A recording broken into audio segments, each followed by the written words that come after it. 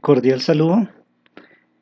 Este es un video para explicar la etapa 2 o fase 2 del curso de microelectrónica, el, el cual consiste en el diseño de un circuito integrado correspondiente a la etapa 2 de un estudio de caso planteado. Bueno, acá podemos ver los integrantes del grupo. Nosotros pertenecemos al grupo 299008-5. Bueno, entonces este proyecto para automatizar un laboratorio ya lo habíamos planteado en la fase uno. Ahorita ya vamos a explicar lo de la etapa 2. Bueno, entonces la etapa 2 consiste en crear un circuito integrado capaz de controlar la temperatura del laboratorio. Para ello se tendrá en cuenta un sensor de grados de 8 estados en los que se destacan mayormente las temperaturas más alcanzadas. También contarán con un techo movedizo de apertura y cierre y dos ventiladores para la ayuda de refrigeración del laboratorio y dos LED indicador de estados de caliente o frío según la temperatura del laboratorio. Para poder comenzar con el diseño del circuito integrado se ha diseñado la siguiente tabla con las siguientes condiciones. Bueno, entonces acá podemos ver eh, los diferentes grados de temperatura y dependiendo de eso se puede abrir el panel del techo o cerrar, prender o apagar el ventilador 1, el ventilador 2 y el LED que nos indica que hay una temperatura promedio. Bueno, entonces acá nos dan otras indicaciones. Si por ejemplo la temperatura alcanza los 10 grados centígrados, el panel de techo se cierra, el ventilador 1 se apaga y el ventilador 2 también. Pero el LED de indicación de temperatura promedio estará apagado, indicando la temperatura más baja. Para ello se debe diseñar un circuito integrado que satisfaga estas condiciones. Bueno, entonces acá vemos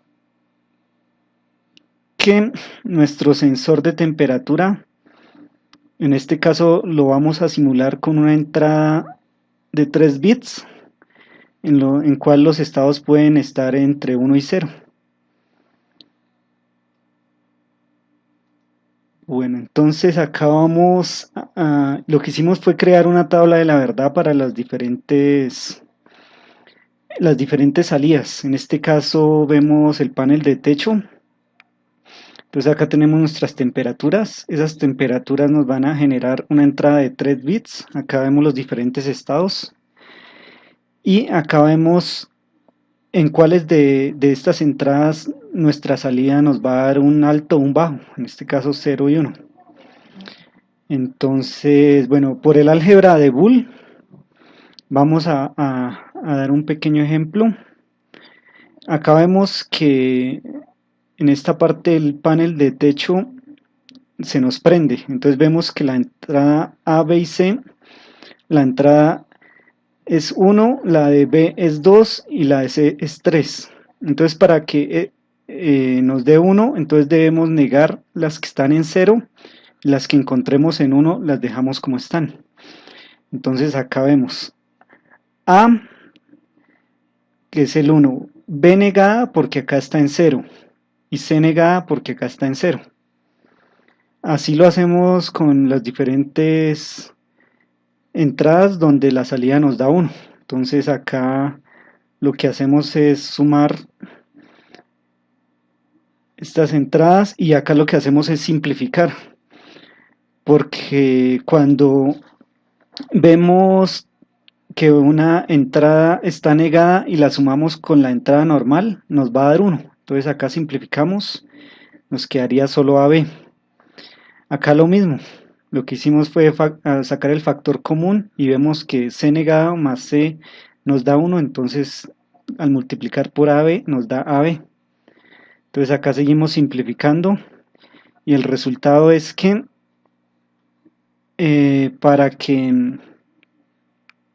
Para que nuestro panel de techo se prenda o se abra, lo que tenemos que tener es una entrada, un alto o un 1 lógico en la entrada A. Entonces acá vemos que en la tabla que eso ocurre. Esto también lo habíamos podido llegar a este resultado con una simple inspección, que acá vemos que la salida es 1 cuando la entrada es 1 independiente que B o C sean 0 o 1, y cuando la A es 0 vemos que la salida es 0, pero para un mejor entendimiento lo hicimos por el álgebra de Boole, y que en otros casos no se puede hacer por simple inspección, sino que se tiene que desarrollar por este método, o por el método del diagrama de Carnot. Bueno, ahora vamos a ver para el ventilador 1, lo mismo, vemos nuestras entradas, que en algunos casos la negamos. Para convertirlas en 1, las sumamos y las multiplicamos. Acá nuevamente simplificamos y nuestro resultado nos da que para que el ventilador 1 se prenda, solo es necesario que la entrada B esté en estado 1. Acá vemos que eso ocurre. Cuando es 0, se nos apaga el ventilador. Entonces, por simple inspección también lo hemos podido comprobar. Para el ventilador 2, nuevamente hacemos lo mismo. Multiplicamos, sumamos, simplificamos, y al final no sabemos que para que el ventilador se prenda es necesario que la entrada C se encuentre en 1, independiente que si A y B se encuentre en estado 1 o 0. Acá lo podemos observar que es así. Para el LED de temperatura promedio, si vemos que por simple inspección no podríamos llegar tan fácil, entonces aplicamos el álgebra de Boole. Entonces acá vemos los estados en que la salida es 1, entonces aplicamos el álgebra. Entonces acá sería A negada más B, por B por C negada. Otro estado que está en 1 sería A negado por B por C, y así sucesivamente. Entonces acá nuevamente simplificamos y el resultado nos da que para que el LED de temperatura promedio se prenda, necesitamos multiplicar el A negado por B y sumar el A por B negado. Entonces esto ya lo podemos lograr con varias compuertas. Entonces para negar utilizamos la compuerta NOT, para multiplicar utilizamos la compuerta AND, y para sumar la compuerta OR. Entonces eso lo montamos en nuestro software. Acá vemos las 3 entradas que nos genera el sensor de temperatura, y acá vemos las salidas, el panel, los ventiladores y la temperatura promedio. Entonces acá vemos que para que el panel 1 se prenda, solo necesitamos que la entrada 1 esté en estado alto, en estado 1. Para el ventilador 2 está directamente relacionado con la entrada 2, y el ventilador 2 con la entrada 3, que en el caso anterior la habíamos llamado como A, B y C, en este caso 1, 2 y 3. Para el LED de temperatura promedio vemos que ya entonces utilizamos las compuertas NOT o la inversora, lo que nos hace es negar esa entrada, 2 compuertas AND que nos sirve para multiplicar, y una compuerta OR que nos sirve para sumar.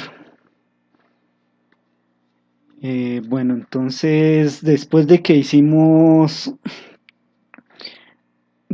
el circuito y lo simulamos, lo pasamos al programa MicroWin para ver el layout de la posible construcción de ese integrado. Acá, dependiendo de los colores, sabemos que se utilizaron diferentes tipos de semiconductores.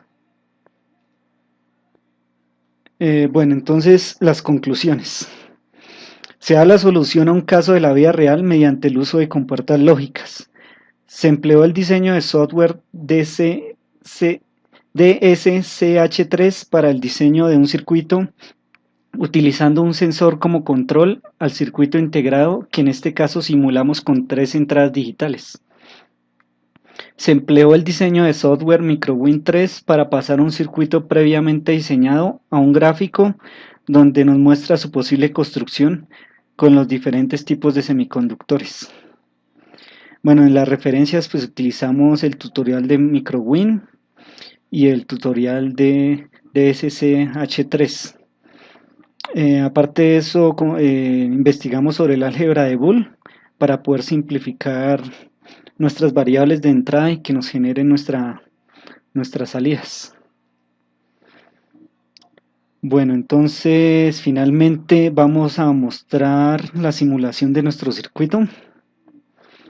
Bueno, entonces acá vemos, le damos play, variamos las diferentes entradas y vemos cómo nos cambian las salidas, el panel, el ventilador, los ventiladores y el LED de temperatura promedio.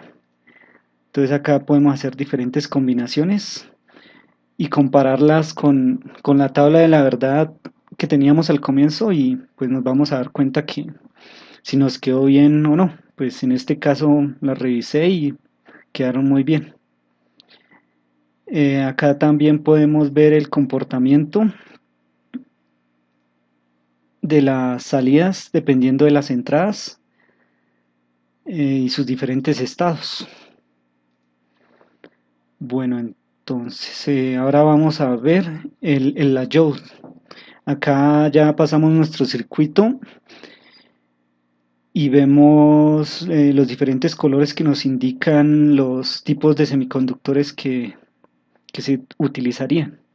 Acá también lo podemos simular en 3D y vemos los diferentes pasos con los que construiríamos nuestro integrado.